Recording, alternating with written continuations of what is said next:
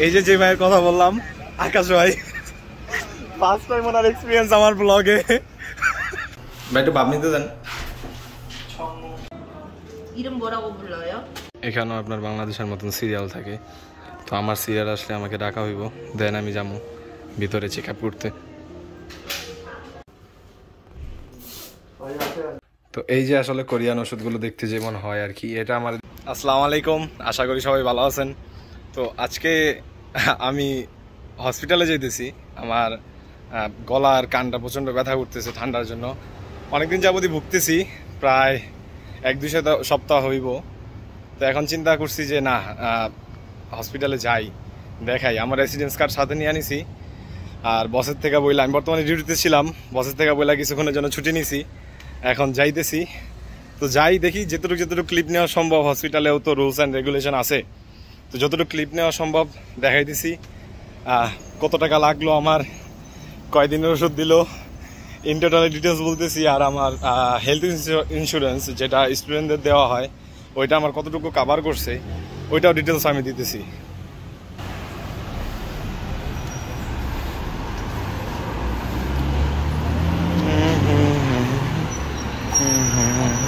বর্তমানে এখানে বাজতেছে আপনার প্রায় 5:45 বাজে।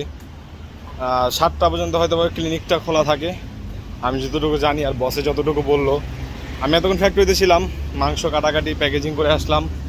দোকান থাকলে হয়তো আরও আগে বের হইতাম।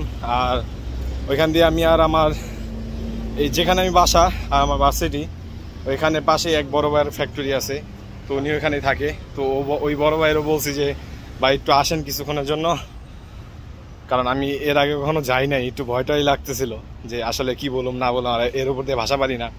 বলছে যে সমস্যা হলে ফোন দিও, আমি কথা বলা দিব না। আর ওই ভাইও আসতেছে, তো দেখি যাই, আগে এক্সপিরিয়েন্সটা পরে শেয়ার করব।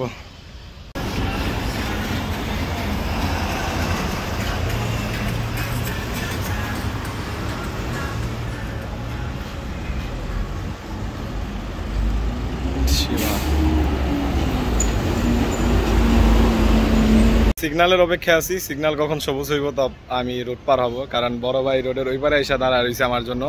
উনি ফ্যাক্টরি থেকে মাত্র কাজ শেষ করছে, ওনার ডিউটি শেষ হয়েছে 5:40-এ। উনি একজনের প্রাইভেট কার দিয়ে রিকোয়েস্ট করে তাড়াতাড়ি চলে আসছে, কারণ ওনার ফ্যাক্টরি থেকে এখানে দূরত্ব বাসে আসতে গেলে নিম্নে 20 মিনিট।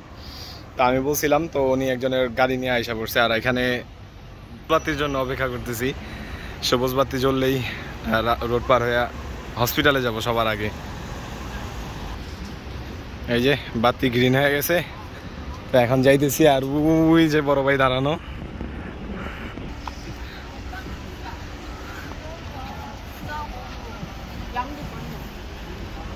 মুরব্বি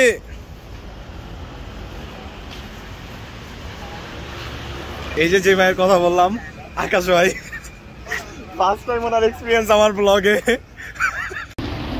এই যে এটা 6 তলায় আমার ক্লিনিক, যেখানে আমি দেখাবো। আমার বসে বসে দেখাইতে, এখানকার মানে নাক কান গলার বিভাগগুলো অনেক ভালো।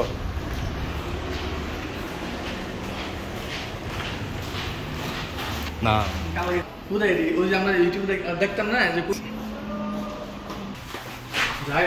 সিরিয়াল ভাই বানা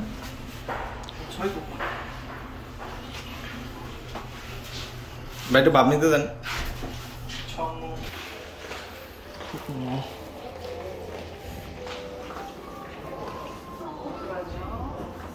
নাক কান গলা ঠান্ডা। 아이디 카드 이름 뭐라고 불러요? 1021947410। 기다리세요. এটা হইতেছে আমার টেম্পোরারি রেসিডেন্সি কার্ড, যেটাকে এলিয়ান কার্ডও বলে। আর এই হয়েছে ক্লিনিক, যেখানে আমি দেখাতে আসছি।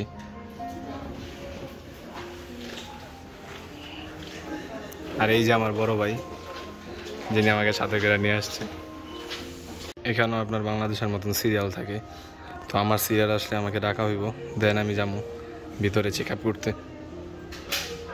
সিরিয়ালে বর্তমানে অনেক পিছিয়ে আছি। এই যে লাস্টের দিক থেকে 3 নাম্বার উপরে 17 নাম্বার যেটা, ওইটা আমার সিরিয়াল। রাকিব বহুত দূরে আছে এখনো, আল্লাহ জানে কতক্ষণ বেঁচে থাকা লাগে।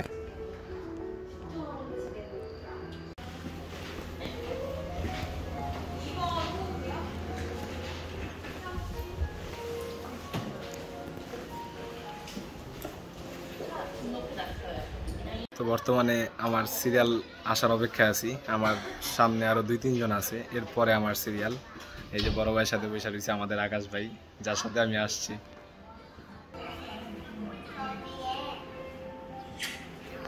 লোক দিয়ে দেন। আমার ডাক্তার দেখানো শেষ, আপাতত বললো কোনো সমস্যা নাই, ওষুধ নিতে শুক্রবার দিন আবার আসতে বলছে যদি ঠিক না হই। এই যে আমি এখন ওষুধ নিব, ওই যে বড় ভাই গেছে, আর এই ডাক্তার দেখা মাত্র বের হইলাম।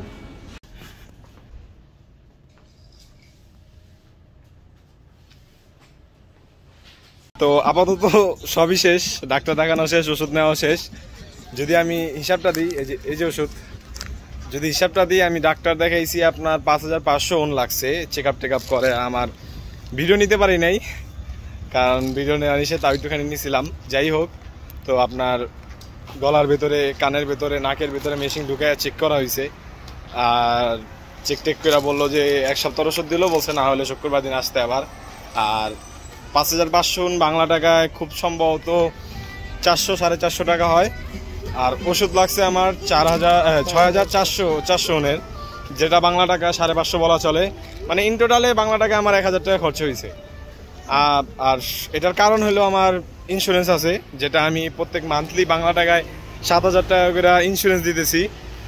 ওই কারণেই আমার এই কি বলে চিকিৎসার থেকে, বিলের থেকে আপনার ওয়েবার দেওয়া হয়েছে বলা চলে, ওয়েবারই বলা চলে, কারণ আমি মাঝে মাঝে দিতেছি বাংলা টাকা 7000 টাকা করে। আর ডাক্তারও দেখানো হয় না, শুধু দিতেছি। ভাবলাম তো একে তো ভুগতেছি, 2 সপ্তাহ ধরে বাংলাদেশি ওষুধ খাইতেছি, ঠিক হইতেছে না, তো চিন্তা করলাম যে না দেখাই, তো দেখি এগুলা খায়া ঠিক হয় কিনা। তো সব কাজ শেষ প্রায়, এখন আবার জব ফিল্ডে আমার যাইতে হইব। আর 1 ঘন্টা পরে এমনি আমার জবের থেকে ছুটি দিয়ে দিব। আর এখন সন্ধ্যা হয়ে গেছে প্রায়, চিন্তা ভাবনা আছে কিছু খাওয়া দাওয়া করার, ক্ষুধাও লাগছে একটু, সাথে বড় ভাইও আছে। দেখি পিৎজা খাইতে চাইতে পারি, দেখি আগে যাই, ইচ্ছা করে কিনা দেখি। পিৎজা খাওয়ার চিন্তা ভাবনা ছিল, দুজনেরই ক্ষুধা ছিল। আর সব থেকে বড় কথা, পিৎজার দোকান বন্ধ। তো আজকের ভিডিও এই পর্যন্তই, আশা করি সবাই সুস্থ থাকবেন, ভালো থাকবেন। আর আবার ক্যামেরা চালু করব নতুন কোনো ভিডিও নিয়ে, নতুন কোনো টপিক নিয়ে। শেষে আমি আর একটু ক্লিপ দেখাবো যে আসলে ওষুধগুলো দেখতে কেমন রাতে খাওয়ার সময়। তো অতক্ষণ অবধি স্টে টিউন, আল্লাহ হাফেজ, আবার দেখা হবে।